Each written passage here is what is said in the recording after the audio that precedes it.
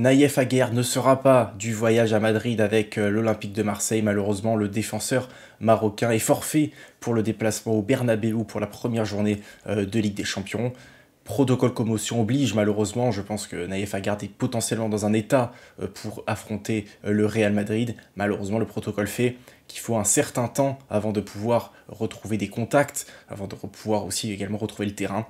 Malheureusement, donc, Naïef Aguerd ne sera pas du déplacement à Madrid. Il pourrait même également louper la rencontre contre le Paris Saint-Germain. Cette info, en tout cas, elle a été confirmée par plusieurs sources, et puis elle a été confirmée par le principal intéressé, c'est-à-dire Naïef Aguerd, qui a communiqué tout simplement sur ses réseaux, sur le réseau social Instagram, un message. Je vous le lis, chers supporters, suite à un choc lors du dernier match contre Lorient, un protocole commotion cérébrale a été mis en place comme le stipule le règlement. Par conséquent, je ne pourrai pas me rendre à Madrid avec mes coéquipiers. Je serai de tout cœur derrière eux pour cette première journée de Ligue des Champions.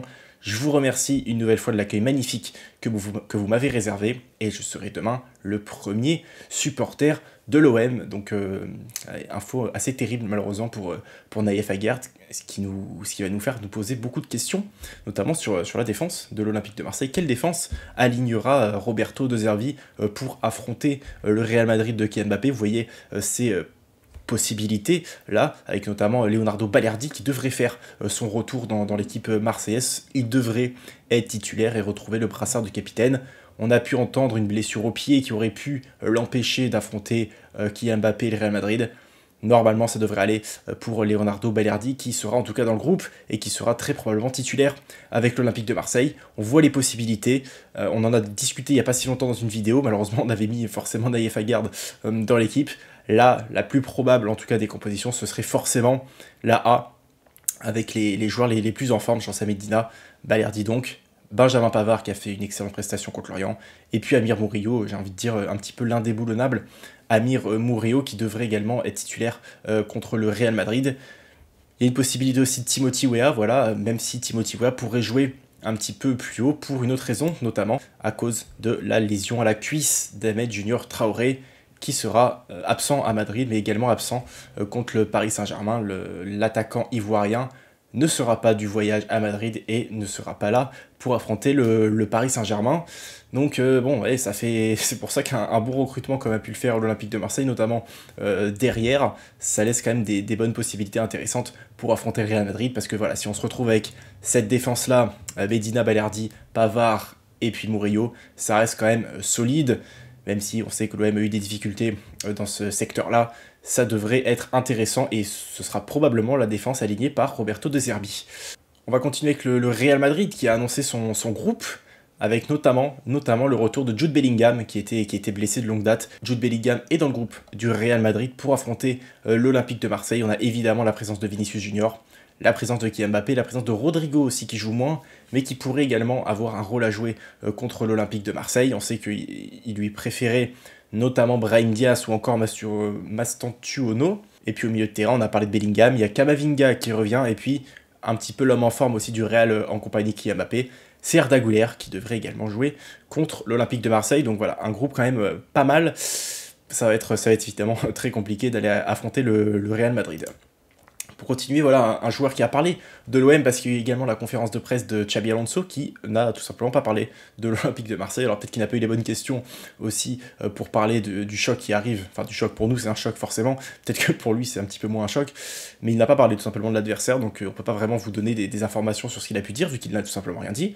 Tchouaméni, lui, a parlé de l'Olympique de Marseille. Bon, comme d'habitude, quand il parle, c'est assez léger. Hein, il y a quand même très peu d'éléments, notamment tactiques. Voilà, il dit « Je connais Marseille, ils vont nous mettre en difficulté. Ce sont des joueurs de haut niveau. On sait que c'est une super équipe de Ligue 1. Je m'attends à un match difficile. Je ne sais pas si les Espagnols le savent, mais Marseille est un club qui suscite beaucoup d'engouement. Il y a de l'excitation autour de ce match. On a hâte. Effectivement, je ne sais pas si les Espagnols sont au courant. En tout cas, quand ils vont voir les 4 à 5 000 supporters marseillais dans le parcage, ils seront, j'espère, assez rapidement au courant. En tout cas, voilà, deux infos quand même assez importantes. L'absence de Naïef Aguerd pour affronter le Real Madrid, ça c'est dur, c'est très dur, parce que voilà, c'est un joueur qui avait fait quand même une rencontre excellente contre Lorient, avec beaucoup d'ambition pour la suite du côté de Naïef Aguerd. Aussi une complémentarité très intéressante avec Benjamin Pavard. Heureusement que Leonardo Balerdi revient parce que sinon ça aurait été un petit peu difficile. On aurait pu voir aussi Conrad Jaden Egan Riley qui aurait pu jouer, qui jouera peut-être. D'ailleurs, on n'a pas encore évidemment la composition, même si voilà, la tendance est une titularisation de Léo Balerdi. Et donc, l'autre info, c'est l'absence d'Ahmed Junior Traoré qui lui ratera de sur le match contre le Real donc, et contre le Paris Saint-Germain. Autre déclaration assez intéressante, c'est celle du président de l'Olympique de Marseille, du côté de Marca, Pablo Longoria, qui parle justement du Real Madrid et puis des ambitions aussi marseillaises du côté du Real. On sait que Roberto De Zerbi a mis en avant les ambitions marseillaises pour affronter le Real. Le président espagnol de l'Olympique de Marseille également. Il y a eu notamment un déjeuner, il me semble aujourd'hui, avec Florentino Pérez et il déclare « Le Real, pourquoi ne pourrions-nous pas jouer avec nos cartes? On a une bonne équipe, nous avons un style clair et un excellent entraîneur. Les autres l'ont fait comme Milan. Pourquoi pas nous ?» Je suis assez d'accord avec cette déclaration du président. C'est un match de football, donc tout peut se passer, même si bien sûr le Real Madrid est assez largement favori de toute évidence pour cette première journée de Ligue des Champions. Voilà, c'est une équipe qui ne domine pas non plus tous ses matchs, qui gagne tous ses matchs, ça c'est clair, ils gagnent tous leurs matchs, mais maintenant il y a quand même eu 3 succès sur 4 par un but d'écart, donc ça montre qu'il n'y a pas une marge énorme non plus pour le Real Madrid, même si on connaît un petit peu ce club, on sait évidemment que c'est le club le plus glorieux, notamment en Coupe d'Europe et en Ligue des Champions, et on sait que c'est une équipe qui aime bien aussi gagner quand elle ne joue pas forcément très bien, et mettre le but pour s'imposer tout simplement dans la rencontre, donc voilà, ça va être évidemment compliqué.